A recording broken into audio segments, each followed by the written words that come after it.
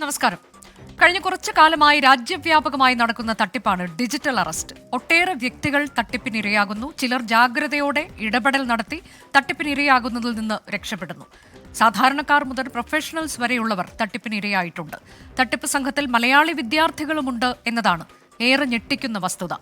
നിയമപാലകരായി അഭിനയിച്ചാണ് തട്ടിപ്പുകാർ നമ്മെ കൊടുക്കുന്നത്. Digital arrest എന്ന സംവിധാനമില്ല എന്നത് നമുക്കറിയാവുന്നതാണ്. എങ്കിലും വിദ്യാസമ്പന്നർ ഉൾപ്പെടെ തട്ടിപ്പിൽ അകപ്പെട്ടു പോകുന്നത് എന്തുകൊണ്ടാണ്?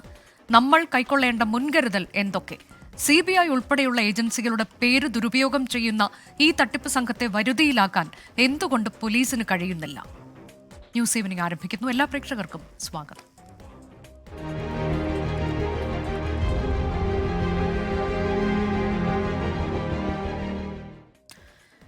നമുക്കൊപ്പം ഇന്ന് ന്യൂസ് ഈവനിംഗിൽ അതിഥികളായി പങ്കെടുക്കുന്നവർ Thiruvananthapuram DCP Shri BV Vijay Bharath Reddy IPS, cyber വിദഗ്ധൻ ഡോക്ടർ വിനോദ് ഭട്ടതിരിപ്പാട്, വിദ്യാർത്ഥി അശ്വഘോഷ്. എങ്ങനെയാണ് ഒരു തട്ടിപ്പ് സംഘത്തെ വളരെ വിദഗ്ധമായി തന്നെ നേരിട്ടത് എന്നത് നമ്മൾ വീഡിയോയിലൂടെയൊക്കെ കണ്ടതാണ്. അശ്വഘോഷ് നമുക്കൊപ്പം തത്സമയം പങ്കെടുക്കും.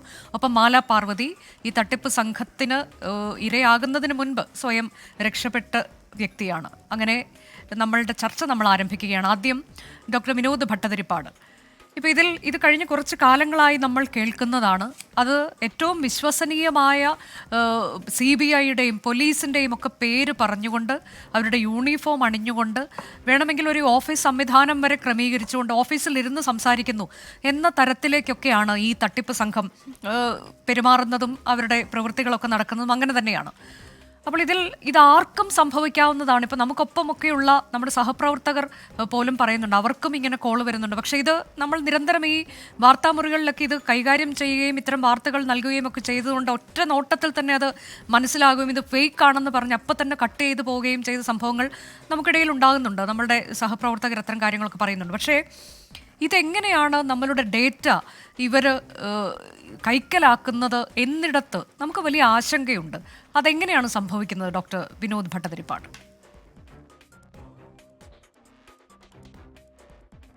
ഇതിൻ്റെ തുടക്കം ഇത്തരം എന്ത് ഫ്രോഡ് ആക്ടിവിറ്റിയുടെയും തുടക്കം നിങ്ങൾക്കൊരു കോള് വരികയാണ്.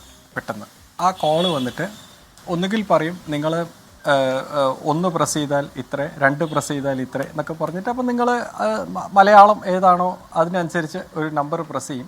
പ്രസ് ചെയ്ത് കഴിഞ്ഞാൽ അങ്ങോട്ട് കോള് പോവും. കോള് പോയി കഴിഞ്ഞാൽ പലപ്പോഴും ആ കോള് എടുക്കില്ല. പക്ഷേ ഒരു 2 മിനിറ്റിൻ്റെ ഉള്ളിൽ നിങ്ങളുടെ നമ്പറിലേക്ക് ഒരു കോള് വരും. ഞങ്ങൾ ഇന്ന കമ്പനിയിൽ നിന്നാണ്,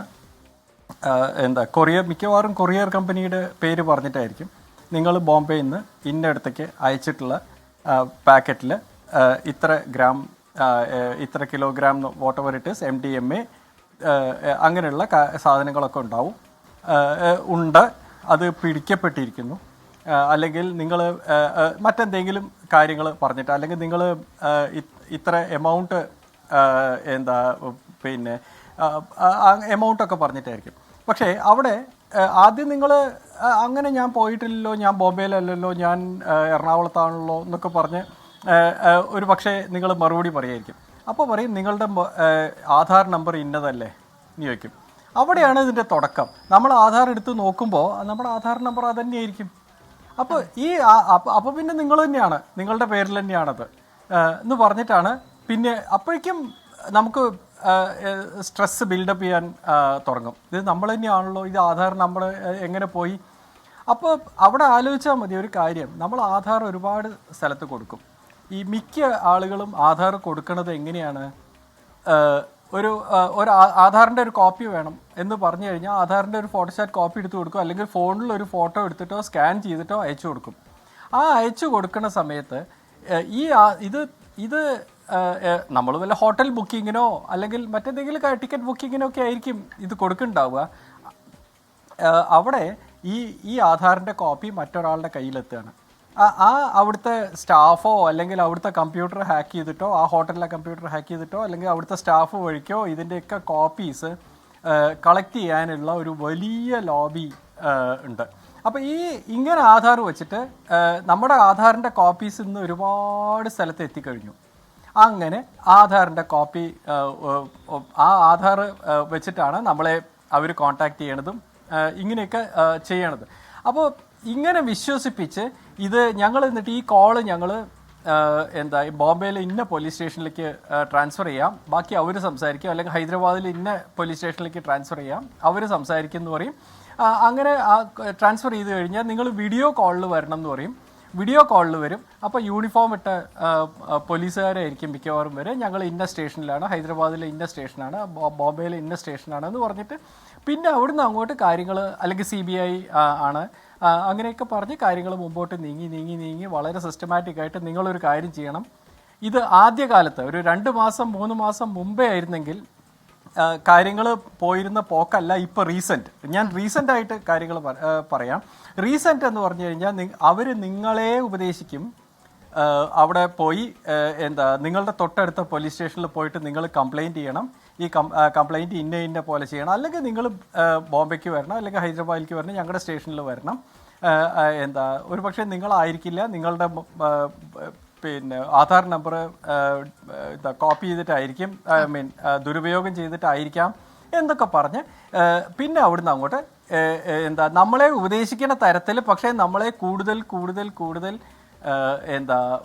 പ്രതിരോധത്തിലാക്കുന്ന തരത്തിൽ നിങ്ങൾ ഫോൺ വേറൊരാൾക്ക് കൊടുക്കരുത്, അങ്ങനെ പറഞ്ഞ് പിന്നെ അങ്ങനെ ഡിജിറ്റൽ അറസ്റ്റ് എന്നൊക്കെ പറഞ്ഞ് 24 മണിക്കൂറൊക്കെ ഡിജിറ്റൽ അറസ്റ്റിൽ ഇരുന്നിട്ടുള്ള ആളുകളുണ്ട്. ഒരുപാട് കോടികൾ പോയിട്ടുള്ളതുണ്ട്. ഇവരുടെ അടുത്ത സ്റ്റേജ് ഇതൊരു ലേഡി ആണെന്നുണ്ടെങ്കിൽ പലപ്പോഴും ഡ്രസ്സിൽ ടോപ്പ് അഴിക്കാൻ പറയും, വീഡിയോ കോളിലായിരിക്കും. അതാണ് ഇന്നിപ്പോ നമ്മൾ ഈ ദിവസങ്ങളിൽ നടന്ന ഏറ്റവും ഞെട്ടിക്കുന്ന മറ്റൊരു ക്രിമിനൽ ആക്ടിവിറ്റിയെ കുറിച്ച് മുംബൈയിൽ നിന്ന് വന്ന വാർത്ത. ഡോക്ടർ വിനോദ് ഭട്ടതിരിപ്പാട് ഇതുപോലെ തന്നെ നരേഷ് ഗോയലിന്റെ പേര് പറഞ്ഞുകൊണ്ടാണ്, നിങ്ങൾ അതിൽ ഉൾപ്പെട്ടിട്ടുണ്ട്, നിങ്ങളുടെ പേര് അതിൽ പോയിട്ടുണ്ട് എന്ന് പറയുന്നു. ഇത് വിശ്വസിക്കുകയാണ്. അവസാനം അവരെ വിവസ്ത്രയാക്കിക്കൊണ്ട് തെളിവെടുപ്പ് നടത്തുക എന്ന തരത്തിലേക്കൊക്കെ പറഞ്ഞുകൊണ്ട് അതിനെല്ലാം അവർ നിന്നു കൊടുക്കുകയാണ് എന്നതാണ്. പിന്നീടാണ് ഇതെല്ലാം പണവും ഒക്കെ നഷ്ടമായി കഴിഞ്ഞിട്ടാണ് അവർക്ക് ബോധ്യപ്പെടുന്നത് താൻ തട്ടിപ്പിനിരയായിരിക്കുന്നു. പിന്നെ അവർ പോലീസിൽ പരാതി കൊടുക്കുകയാണ്. പക്ഷെ അപ്പോഴേക്കും സമയം കഴിഞ്ഞു പോയി എന്നതാണ്. ഇവിടെ വീഡിയോ കോൾ എന്ന് പറയുമ്പോൾ അപ്പുറത്ത് വിവസ്ത്രയായിട്ട് നിന്ന് കഴിഞ്ഞാൽ ഇപ്പുറത്ത് അത് വീഡിയോ റെക്കോർഡ് ചെയ്യാൻ പറ്റും. ഇപ്പോൾ വാട്സാപ്പ് വീഡിയോ കോൾ റെക്കോർഡ് ചെയ്യാൻ പറ്റില്ല എന്നൊക്കെ പറഞ്ഞിട്ടുള്ള ഇതുണ്ട്. വാട്സാപ്പ് വീഡിയോ കോൾ അല്ല, ഏത് വീഡിയോ കോളും റെക്കോർഡ് ചെയ്യാൻ പറ്റും. അപ്പോൾ അവിടെ റെക്കോർഡ് ചെയ്യും. പിന്നെ അഥവാ ഈ ലേഡി പണം കൊടുത്തിട്ടില്ലെങ്കിൽ ഈ വീഡിയോ ക്ലിപ്പിങ്സ് വെച്ചിട്ട് ഭാവിയിൽ ബ്ലാക്ക് മെയിൽ ചെയ്യാം, അത് ഇൻ്റർനെറ്റിൽ ഇടും എന്നൊക്കെ പറഞ്ഞ് ബ്ലാക്ക് മെയിൽ ചെയ്ത് അങ്ങനെയും കൊടുക്കാം എന്ന ഉദ്ദേശത്തോടു കൂടിയായിരിക്കാം അങ്ങനെയൊക്കെ ചെയ്യുന്നുണ്ടാവുക. ബട്ട് ആക്ച്വലി ഇതെല്ലാം ഫേക്കാണ്. ഇന്ത്യയിൽ ഈ നടക്കുന്ന ഇത്തരം ഡിജിറ്റൽ അറസ്റ്റുമായി ബന്ധപ്പെട്ട് നടക്കുന്നത് എല്ലാം ഫേക്കാണ്. ഇതെല്ലാം ഫേക്കാണ്. പക്ഷേ ഇപ്പോൾ താങ്കൾ തന്നെ സൂചിപ്പിച്ച പോലെ ഡോക്ടർ വിനോദ്, ഇപ്പോൾ ഇതിൽ പറഞ്ഞു വരുമ്പോൾ നിങ്ങളൊരു തട്ടിപ്പിന് ഇരയായിട്ടുണ്ട് എന്ന് പറഞ്ഞ് നമ്മളെ ബോധ്യപ്പെടുത്താനുള്ള ശ്രമം ആദ്യം തന്നെ നടത്തും. അതിൽ നമ്മുടെ ആധാർ നമ്പറൊക്കെ ഇങ്ങോട്ട് പറയുമ്പോൾ നമ്മൾ വിശ്വസിക്കുകയാണ്, നിങ്ങളിങ്ങനെ തട്ടിപ്പിന് ഇരയായിട്ടുണ്ട്, അപ്പം നിങ്ങൾ ഇന്ന കാര്യങ്ങൾ ചെയ്യണമെന്ന് നമ്മളെ ആ തരത്തിലേക്ക് കൺവിൻസ് ചെയ്യിപ്പിച്ചിട്ടാണ് ഇവർ അടുത്ത നടപടി ചെയ്യുന്നത്. അപ്പം അങ്ങനെയാണ് നമ്മളിതിൽ വീണു പോകുന്നത്. ഇതിൽ വീണു പോകുന്ന ആളുകളൊന്നും അക്ഷരാഭ്യാസം ഇല്ലാത്തവരൊന്നും അല്ല. എനിക്ക് തോന്നുന്നു അത് തന്നെയാണ് അവരുടെ തന്ത്രവും, അല്ലേ? അവിടെ വളരെ ഇമ്പോർട്ടൻ്റ് ആയിട്ടൊരു കാര്യം, നിങ്ങൾ ഈ വീണ് പോയ ആളുകളുടെ ഒരു ലിസ്റ്റ് എടുത്തു നോക്കൂ. ഞാനൊരു 100 പേരുടെയെങ്കിലും ലിസ്റ്റ് എടുത്തു നോക്കി. ഈ 100 പേരിൽ ഏകദേശം 100 പേരും അല്ലെങ്കിൽ 98 പേരും അക്ഷരാഭ്യാസം ഉള്ളവരാണെന്ന് മാത്രമല്ല വളരെ ഹൈലി എഡ്യൂക്കേറ്റഡ് ആണ്, സമൂഹത്തിൽ നല്ല പൊസിഷനും നല്ല ജോലിയും ആയിട്ടുള്ള ആളുകളാണ്. പാവങ്ങൾ ഇത്തരം തട്ടിപ്പിൽ വീഴുന്നില്ല. കാരണം അവർ സ്ട്രീറ്റ് സ്മാർട്ടാണ്.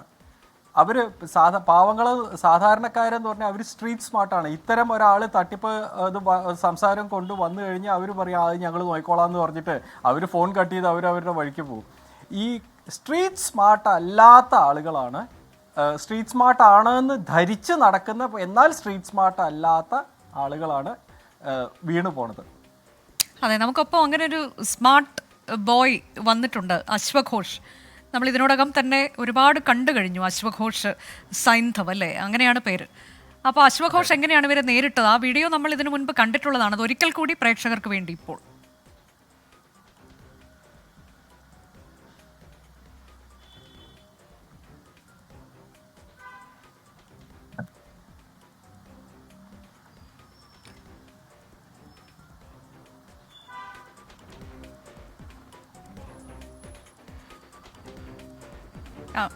ആ വീഡിയോ പ്ലേ ചെയ്യാനാണ് ഞാൻ PCR-നോട് പറഞ്ഞത്.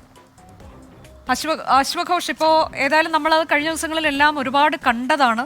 നമുക്കൊക്കെ അഭിമാനം തോന്നുകയും ചെയ്തു. കാരണം വളരെ സമർത്ഥമായി തന്നെ എനിക്ക് തോന്നുന്നു ഒരു മണിക്കൂറിലേറെ അവരെ കുരങ്ങ് കളിപ്പിച്ചു തന്നെ പറയാം അല്ലേ. അത് യഥാർത്ഥത്തിൽ ഇത് സൈബർ സെക്യൂരിറ്റി പഠിച്ച കുട്ടിയാണ് അശ്വഘോഷ്. അപ്പോൾ മുംബൈ പോലീസിൽ നിന്നാണെന്ന് പറഞ്ഞാണെന്ന് തോന്നുന്നു ആ കോള് വന്നത്. അപ്പോൾ ഇത് വന്നപ്പോൾ തന്നെ അശ്വഘോഷിന് ബോധ്യമുണ്ടായിരുന്നോ ഇത് ഒരു തട്ടിപ്പ് സംഘമാണ് തൻ്റെ അടുത്തേക്ക് എത്തിയിരിക്കുന്നത് എന്നത്? തീർച്ചയായിട്ടും ആദ്യം തന്നെ അതിനെപ്പറ്റി മനസ്സിലായിട്ടുണ്ടായിരുന്നു.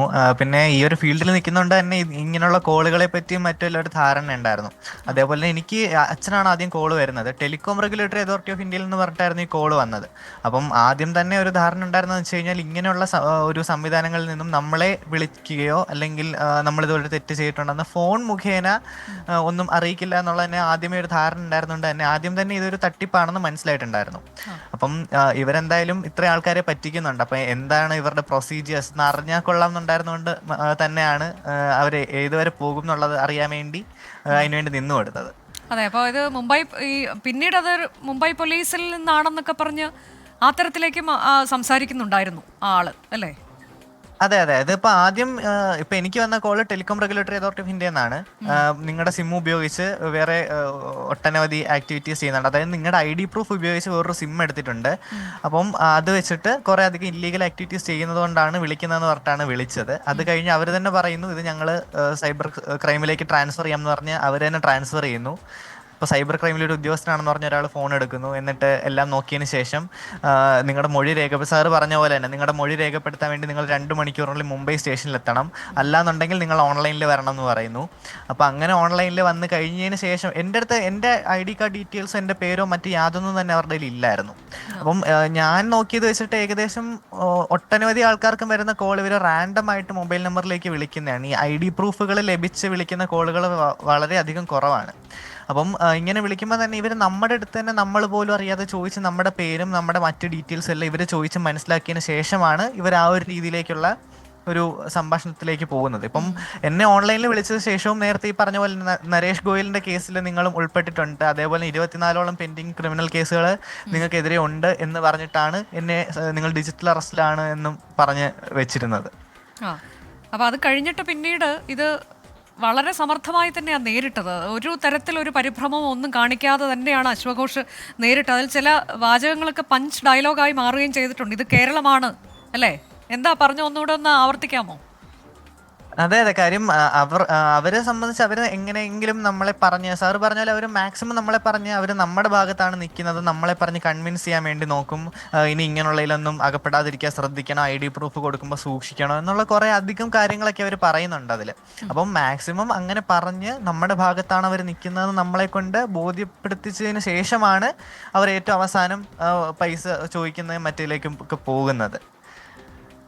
അത് ആ ഡയലോഗ് എനിക്കൊന്ന് കേൾക്കണം. കേരളമാണ് ഭയ്യ, ഒന്നൊന്ന് പറയുമോ അത്? അരേ കേരള ഹേ ഭയ്യ, കേരള കെ ബच्चे के साथ नहीं खेलना चाहिए. അപ്പോൾ അശ്വഘോഷിന് നന്നായിട്ട് ഹിന്ദി സംസാരിക്കാനും പറ്റുന്നുണ്ട്. അതും ഒരു വലിയൊരു പ്ലസ് പോയിന്റ് ആയിട്ട് മാറി അല്ലേ?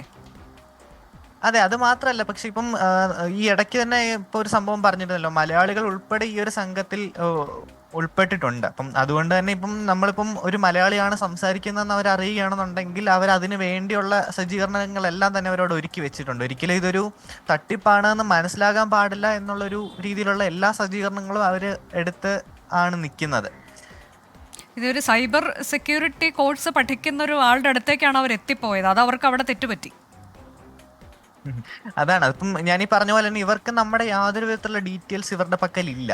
ഇപ്പൊ എന്നെ വിളിച്ചവരുടെ കയ്യിൽ എന്റെ യാതൊരു വിധത്തിലുള്ള ഡീറ്റെയിൽസ് ഇല്ലായിരുന്നു. ഞാൻ എന്റെ പേരോ എന്റെ ID പ്രൂഫ് നമ്പറോ ഒന്നും തന്നെ അല്ലായിരുന്നു അവർക്ക് കൊടുത്തത്. അപ്പൊ പക്ഷെ ഞാൻ ഈ കൊടുത്ത പേരും ഈ ID പ്രൂഫ് നമ്പറും തന്നെ ഇവര് ഒത്തുനോക്കിയതിന് ശേഷം ഇവര് പറയുകയാണ്, നിങ്ങൾ പറഞ്ഞിരിക്കുന്ന ഡീറ്റെയിൽസ് എല്ലാം ശരിയാണ്, നിങ്ങൾ തന്നെയാണ് ശരിക്കും ഉള്ള പ്രതി എന്നുള്ളതാണ് ഇവർ പറയുന്നത്. അതേപോലെ തന്നെ ഇവര് മാക്സിമം നമ്മളെ വിശ്വസിപ്പിക്കാൻ വേണ്ടിയിട്ട് ഇവർ നടത്തുന്ന സംഭാഷണങ്ങളിലെല്ലാം ഒരു പോലീസ് വോക്കി ടോക്കിയിലൂടെ സംസാരിക്കുന്ന പോലെ ആ ഒരു ഓവറും അതേപോലുള്ള സംഭവങ്ങളെല്ലാം ഉൾപ്പെടുത്തി തന്നെയായിരുന്നു ഇവർ കമ്മ്യൂണിക്കേഷൻ നടത്തിയിരുന്നത്. അപ്പോൾ അതുകൊണ്ട് തന്നെ ഒരു ഒത്തിരി സാധാരണക്കാര് അതായത് ഇത് മനസ്സിലാക്കുന്ന ആരെങ്കിലും ഇതിൽ കയറുകയാണെങ്കിൽ ചിലപ്പോൾ ഈ സംഭവങ്ങളൊക്കെ കേട്ട് കഴിയുമ്പം കുറച്ച് ഒറിജിനാലിറ്റി തോന്നാൻ വേണ്ടിയുള്ള രീതിയിലാണ് ഇവരിത് മൊത്തം സജ്ജീകരിച്ചിരിക്കുന്നത്. പിന്നെ സാറ് ആധാർ കാർഡും മറ്റും നമ്മൾ കൊടുക്കുന്ന കാര്യം പറഞ്ഞു ഓരോ സ്ഥലങ്ങളിൽ.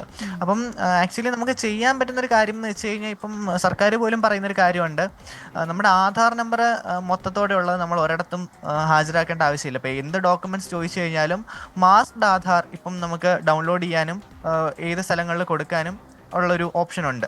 അത് ആക്ച്വലി വാലിഡ് ഡോക്യുമെന്റ് തന്നെയാണ്. അതാകുമ്പോൾ അവസാനത്തെ 4 അക്കം മാത്രമേ ഒരു നമ്മൾ എവിടെയെങ്കിലും കൊടുക്കുകയാണെങ്കിലും ഡിസ്പ്ലേ ചെയ്യേണ്ട ആവശ്യമായിട്ട് വരുന്നുള്ളൂ. ബാക്കി ആദ്യത്തെ 8 അക്കങ്ങൾ നമുക്ക് മാസ്ക് ചെയ്ത് കൊടുക്കാനുള്ളൂ. അപ്പം അങ്ങനെ ഉള്ള ആധാറുകൾ നമുക്ക് ഡൗൺലോഡ് ചെയ്യാനുള്ള സജ്ജീകരണവും ആധാറിന്റെ വെബ്സൈറ്റിൽ നമ്മളൊക്കെ സാധാരണയായി അശോക് ഇപ്പോൾ നേരത്തെ സാറ് പറഞ്ഞതുപോലെ നമ്മളൊക്കെ ഇപ്പോൾ ഒരു ഹോട്ടലിലൊക്കെ പോവുകയാണെന്നുണ്ടെങ്കിലും അക്കോമഡേഷൻ എടുക്കുന്നുണ്ടെങ്കിലും നമ്മളുടെ കയ്യിലുള്ള ആധാർ കാർഡ് അവരെ ഏൽപ്പിക്കുന്നു, അവരതിൻ്റെ ഒരു ഫോട്ടോസ്റ്റാറ്റ് കോപ്പി എടുക്കുന്നു, തിരിച്ചു തരുന്നു. അങ്ങനെയൊക്കെയാണ് നമ്മളിപ്പോൾ അതൊക്കെ ഇത്തരം ചതിക്കുഴികൾ അവിടെയൊക്കെ ഉണ്ട് എന്നുള്ളതാണ്. അതാണ് ഇപ്പം ഇതിൽ മെയിൻ ഒരു സംഭവം എന്ന് വെച്ച് കഴിഞ്ഞാൽ നമ്മൾ ഈ ഡേറ്റ സെക്യൂരിറ്റി, അതായത് നമ്മുടെ ഡേറ്റ നമ്മൾ തന്നെയാണ് നമ്മൾ പോലും അറിയാതെ പല സ്ഥലങ്ങളിലേക്ക് നമ്മൾ കൊടുക്കുന്നത്. അപ്പോൾ ഇപ്പം ഈ പറഞ്ഞ പോലെ ഇപ്പം ഈ ഒരു സാഹചര്യം എന്ന് മാത്രമല്ല, നമ്മളിപ്പം ഒരു വെബ്സൈറ്റിൽ കയറി ഒരു KYC ചെയ്യണം എന്ന് പറയും. നമ്മൾ ചിലപ്പോൾ ഏത് വെബ്സൈറ്റ് ആണെന്നോ ഏത് പ്ലാറ്റ്ഫോം വഴിയാണ് KYC നടത്തുന്നതെന്നോ പോലും ശ്രദ്ധിക്കാതെ തന്നെ നമ്മൾ നമ്മുടെ ആധാറും അതേപോലെ ആധാറിൽ വരുന്ന OTP മറ്റും എല്ലാം കൊടുക്കും. ഇപ്പോൾ ഡിജി ലോക്കർ പറഞ്ഞു, ഇപ്പോൾ ഡിജി ലോക്കറിന് ഇപ്പോൾ ഇതേപോലെ ആക്സസ് നമ്മൾ ആർക്കെങ്കിലും കൊടുക്കുകയാണെന്നുണ്ടെങ്കിൽ നമ്മൾ അതിലിട്ടിരിക്കുന്ന എല്ലാ ഡോക്യുമെന്റ്സിന്റെ ആക്സസ് അവർക്ക് കിട്ടും. നമ്മുടെ പേഴ്സണൽ ഡോക്യുമെന്റ്സ് നമ്മൾ പോലും അറിയാതെ, അതേപോലെ ഇപ്പം ഒരു ആപ്ലിക്കേഷൻ നമ്മൾ ഫോണിൽ ഇൻസ്റ്റാൾ ചെയ്യുന്നു, നമ്മൾ ആപ്പിന് എന്തൊക്കെ പെർമിഷൻസ് ആണ് കൊടുക്കുന്നത് നമ്മൾ ശ്രദ്ധിക്കുന്നില്ല. നമ്മൾ ആപ്പ് എത്രയും പെട്ടെന്ന് ഓപ്പൺ ആക്കണം എന്നുള്ള ഒരു ധൃതിയിൽ ചോദിക്കുന്ന എല്ലാ പെർമിഷൻസും നമ്മൾ അലോ കൊടുക്കുകയാണ്. ഇപ്പോൾ ചിലപ്പോൾ ഒരു സാധാരണ ഒരു ഫ്ലാഷ് ലൈറ്റ് മാത്രം വർക്ക് ചെയ്യേണ്ട ഒരു ആപ്ലിക്കേഷൻ ആണെങ്കിൽ പോലും ചിലപ്പോൾ അതിന് ക്യാമറ പെർമിഷനും photo, file, audio recording, cyber security പഠിക്കുന്ന പെർമിഷൻസും ഒരു വിദ്യാർത്ഥി എന്ന നിലയിൽ കൂടിയാണ് ഇത്തരം കാര്യങ്ങളൊക്കെ നമുക്ക് പറഞ്ഞു തരുന്നത് അശ്വക് ഘോഷ്. ഞാൻ അശ്വക് ഘോഷിലേക്ക് എത്താം. ഇപ്പോൾ നമുക്കൊപ്പം Thiruvananthapuram DCP Shri BV Vijay Bharath Reddy IPS തത്സമയം ചേരുന്നുണ്ട്. ഞങ്ങളുടെ റിപ്പോർട്ടർക്കൊപ്പമാണ് അദ്ദേഹം ഉള്ളത്. അജീഷ്, ഇപ്പോൾ എനിക്ക് ചോദിക്കാനുള്ള, നമ്മൾ ഏറ്റവും ഒടുവിലായി അറിയാൻ കഴിയുന്നതിൽ മലയാളികൾ ഉൾപ്പെടുന്നുണ്ട് ഈ മാഫിയയിൽ എന്നുള്ളതാണ്. വിദ്യാർത്ഥികളാണ്, അവർക്ക് കമ്മീഷൻ കിട്ടും, അപ്പോൾ അവർ ഇതിൽ പങ്കാളികളാവുകയാണ്. ബാങ്ക് അക്കൗണ്ടുകൾ എടുത്തു കൊടുക്കുന്നു, അങ്ങനെ 25,000 രൂപ കമ്മീഷനൊക്കെ കിട്ടി. അതിനുവേണ്ടിയാണ് കോടിക്കണക്കിന് രൂപ തട്ടിപ്പ് നടത്തുന്നത്. കഴിഞ്ഞ ദിവസം കൊച്ചിയിലൊരു സ്ത്രീയുടെ കയ്യിൽ നിന്ന് 4 കോടി രൂപ തട്ടിയെടുത്തു. അതിൽ വിദ്യാർത്ഥികളൊക്കെ ഉണ്ടായിരുന്നു, മലയാളികൾ എന്നൊക്കെയുള്ളത് നമ്മൾ കേൾക്കുകയാണ്. അപ്പോൾ ഇതൊരു വലിയൊരു സംഘമായി രാജ്യവ്യാപകമായി കിടക്കുന്ന ഒരു ശൃംഖലയായി മാറിയിരിക്കുകയാണ്. ഈ തട്ടിപ്പ് ഇങ്ങനെ വ്യാപിച്ചു വരികയാണ്. അത് പലതരത്തിലേക്ക് പോകുന്നു. ഇന്ന് മുംബൈയിൽ നിന്ന് വരുന്നതൊക്കെ ഞെട്ടിക്കുന്ന വിവരവുമാണ്. അപ്പോൾ അതിലെന്താണ് പോലീസ് ഇപ്പോൾ ജനങ്ങൾക്കായി നൽകുന്ന ഒരു മാർഗനിർദ്ദേശം എന്താണ്? പോലീസിൽ ഇവരേക്ക് എത്താൻ പറ്റാത്തത് എന്തുകൊണ്ടാണ്? ഈ തട്ടിപ്പ് സംഘത്തെ വലയിലാക്കാൻ കഴിയാത്തത് എന്തുകൊണ്ടാണ് എന്നിങ്ങനെ ചില സംശയങ്ങളാണ് എനിക്കുള്ളത്. താങ്കൾക്ക് അത് അദ്ദേഹത്തോട് ചോദിക്കാം. അജീഷ്. അനുജ, എന്തായാലും ഇപ്പോൾ DCP എന്നോടൊപ്പം ഉണ്ട്. പ്രധാനപ്പെട്ടുള്ള ചോദ്യം എന്ന് പറയും, ഇത്തരത്തിൽ സംഘത്തിൽ മലയാളികൾ അടക്കമുള്ളവരുണ്ട്. അപ്പോൾ പോലീസ് എന്തൊക്കെ നടപടികളാണ് ഇതുവരെ എടുത്തിട്ടുള്ളത്? പ്രത്യേകിച്ച് ജനങ്ങൾക്ക് എന്തൊക്കെ മാർഗനിർദ്ദേശങ്ങൾ കൊടുത്തിട്ടുണ്ട്? ഇതിൽ മലയാളികളുണ്ട് പറഞ്ഞാൽ 2 വിധത്തിലാണ് മലയാളികൾ ഇതിൽ ഉൾപ്പെടുന്നുള്ളത്. 1 കാറ്റഗറി ഓഫ് മലയാളീസ് പറഞ്ഞാൽ ഓൾറെഡി കംബോഡിയ, ലാവോസ്, വിയറ്റ്നാം പോലുള്ള രാജ്യങ്ങളിൽ പോയിട്ട് അവിടെ പോയിട്ട് നേരെ തട്ടിപ്പ് നടത്തുന്ന ആൾക്കാരുണ്ട്. 2ാമത്തെ കാറ്റഗറി പറഞ്ഞാൽ ഇവിടെ അവർക്ക് എയ്ഡ് ചെയ്യുന്ന ആൾക്കാരുണ്ട്. സിമ്മ് ഇവിടെ നിന്ന് ബൾക്കായിട്ട് സിമ്മ് എടുത്തിട്ട് അവർക്ക് കൊടുക്കാനും, എവിടെ നിന്ന് ചെക്ക് വിഡ്രോൾസോ ATM വിഡ്രോൾസോ ചെയ്തിട്ട് മണി വിഡ്രോ ചെയ്തിട്ട് ക്രിപ്റ്റോയിലേക്ക് മറ്റ് USDT അങ്ങനെ കൺവേർട്ട് ചെയ്തിട്ട് അയക്കുന്ന ആൾക്കാരുമുണ്ട്. 2 വിധത്തിലുള്ള ആൾക്കാരാണ് എയ്ഡ് ചെയ്യുന്നത്. Most of those Cambodia, Laos, Vietnam പോയ ആൾക്കാർ ഇവരെല്ലാം ഒരു അഡ്വർടൈസ്മെൻറ്റ് കണ്ടിട്ടാണ് അബ്രോഡ് കംബോഡിയയിൽ ഒരു ഡേറ്റ എൻട്രി ജോലി ഉണ്ട് പറഞ്ഞിട്ടാണ് മിക്കവാറും അഡ്വർടൈസ്മെൻറ്റ്സ് കിട്ടുന്നത്.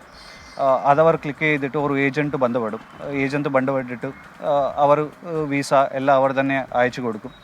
അവർ അങ്ങോട്ട് പോയിട്ട് കുറച്ച് ആൾക്കാർ ഇഷ്ടപ്പെടില്ല ഈ കാര്യം. റീസെൻ്റ്ലി UNODC ഒരു റിപ്പോർട്ട് പുറത്തു വന്നിട്ടുണ്ട്, സൈബർ സ്ലേവറി പറഞ്ഞിട്ട്. കുറേ ആൾക്കാർ ഈ ജോലി ചെയ്യാൻ അവർ ഇഷ്ടപ്പെടില്ല. അങ്ങനത്തെ ആൾക്കാരെ അവർ ഫോഴ്സ് ചെയ്തിട്ട് ജയിക്കുന്നുണ്ട്. മറ്റ് കാറ്റഗറി പറഞ്ഞാൽ അവർക്ക് ഇഷ്ടപ്പെടുന്നുണ്ട്, അവർക്ക് നല്ല വരുമാനം കിട്ടുന്നുണ്ട്, അവർ ഈ ജോലി ഇഷ്ടപൂർവ്വം മലയാളികളിലും തട്ടിക്കുന്നുണ്ട്. ഇത്തരം റിക്രൂട്ട്മെന്റ് ഏജൻസികൾ കേരളത്തിലടക്കം പ്രവർത്തിക്കുന്നുണ്ട്, അല്ലെങ്കിൽ ആളുകളുണ്ടോ? അങ്ങനെ ഇത്തരം സംഘങ്ങൾ എങ്ങനെയെങ്കിലും പോലീസ് സ്പോട്ട് ചെയ്തിട്ടുണ്ടോ? അതെ, ഇതുവരെ കേരളത്തിൽ 8 ഇങ്ങനത്തെ സംഘങ്ങളിന് ഓൾറെഡി ഐഡൻറ്റിഫൈ ചെയ്തിട്ടുണ്ട്. അതിൽ മെയിൻ റിക്രൂട്ടർ ആയിട്ടുള്ള ആൾക്കാരിന് സൈബർ ഹെഡ് ക്വാർട്ടേഴ്സ് തന്നെ വിത്ത് ദെയർ ഇൻഫർമേഷൻ നിങ്ങൾ ഓൾറെഡി 8ഓളം സംഘങ്ങളിന് നിങ്ങൾ ഓൾറെഡി ഡിസ്മാൻഡിൽ ചെയ്തിട്ടുണ്ട്. അപ്പം ജനങ്ങൾക്ക് കൊടുക്കാനുള്ള ഒരു മെസ്സേജ് എന്താണ് അവർ ചെയ്യേണ്ട ഒരു മുൻകരുതൽ? ഇമ്പോർട്ടൻ്റ് ആയിട്ട് മനസ്സിലാക്കണം, മിക്കവാറും ഇപ്പോൾ നടക്കുന്ന മേജർ 2 തട്ടിപ്പുകളാണ്. ഒരു ഡിജിറ്റൽ അറസ്റ്റ്, രണ്ടാമത്തത് ട്രേഡിംഗ് ബന്ധപ്പെട്ടിട്ടുള്ള തട്ടിപ്പ്.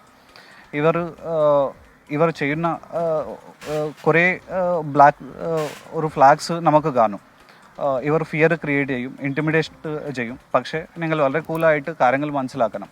എന്തെങ്കിലും സംശയം വന്നാൽ നമ്മുടെ നമ്പർ 1930 നമ്പറിൽ വിളിക്കണം. ഇത് ഓൺലി സൈബർ ക്രൈം കഴിഞ്ഞിട്ട് മാത്രമല്ല, എന്തെങ്കിലും സംശയം ഉണ്ടെങ്കിൽ ഇങ്ങനത്തെ കോൾ എനിക്ക് വന്നു, മുംബൈ പോലീസ് പറഞ്ഞിട്ട് ഒരു കോൾ എനിക്ക് വന്നു, അങ്ങനെ പറഞ്ഞിട്ട് വിളിച്ചാൽ അവർ വെരിഫൈ ചെയ്യും. ഈ നമ്പറിൽ നിന്ന് വന്നു പറഞ്ഞാൽ വെരിഫൈ ചെയ്തിട്ട് പറയും അത് തെറ്റായിട്ടുള്ള കോളാണ്. അങ്ങനത്തെ സംവിധാനം കേരളത്തിൽ മൊത്തം, നമ്മുടെ ഇന്ത്യ മൊത്തത്തിൽ ഇങ്ങനത്തെ ഒരു സംവിധാനമുണ്ട്.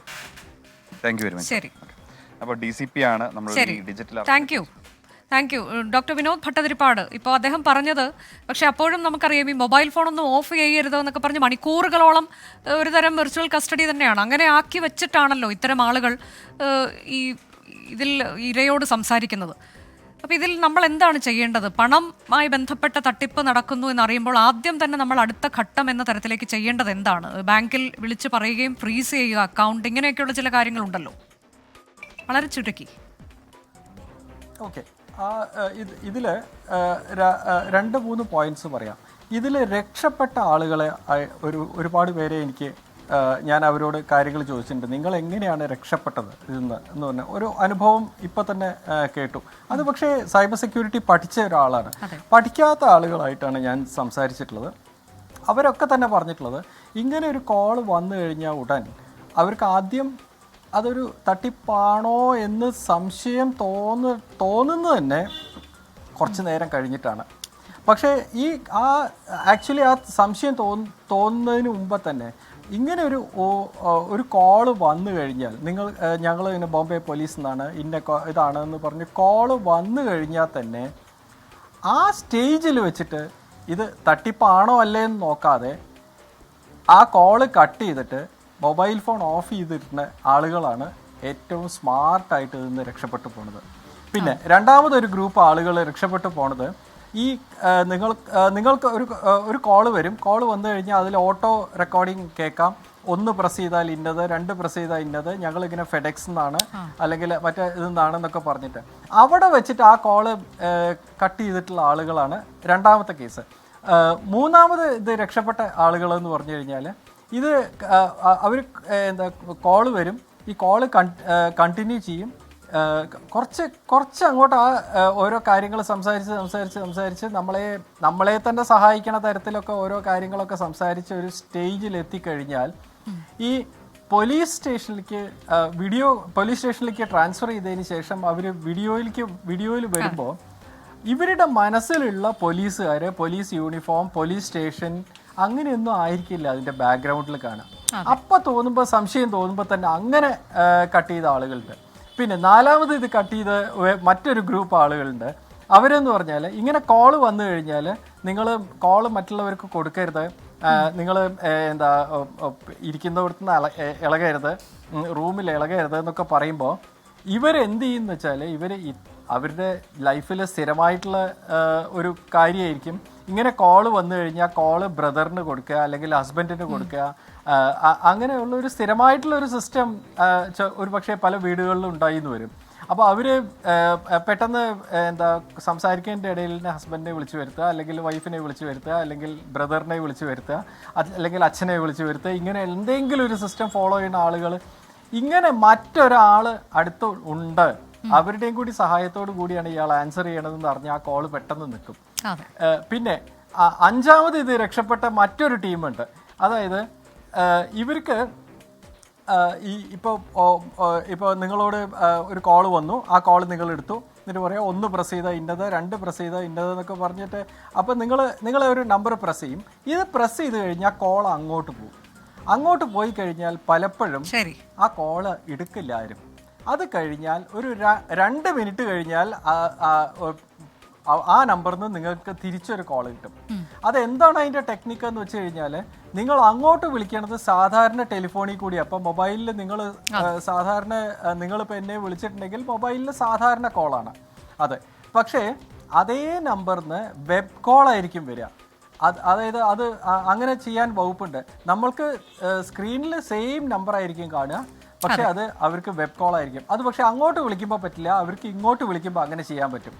അങ്ങനെ ഒരു സംശയം തോന്നി, ഞാൻ അങ്ങോട്ട് വിളിച്ചിട്ട് എടുക്കാത്തത്, പിന്നെ എന്താ ഇങ്ങോട്ട് വിളിച്ചിട്ട് ഇങ്ങോട്ട് കോൾ വരുന്നത്. തരത്തിലേക്ക് ഇതിൽ വലിയൊരു തട്ടിപ്പാണ്. ഈ ചതിക്കുഴിയിൽ പെടാതെ ഇരിക്കുക എന്നുള്ളതാണ്. ഇത്തരം കോളുകൾ വരുമ്പോൾ തന്നെ അത് കട്ട് ചെയ്ത് പോവുക എന്നുള്ളത് തന്നെയാണ്. അത് ഒരു തരത്തിലും അവർ പറയുന്നതിന് ചെവി കൊടുക്കാതെ ഇരിക്കുക, അത് തന്നെയാണ് ഏറ്റവും അഭികാമ്യമായ മാർഗം എന്നതാണ്. വളരെ നന്ദി ചർച്ചയിൽ പങ്കെടുത്തതിന്.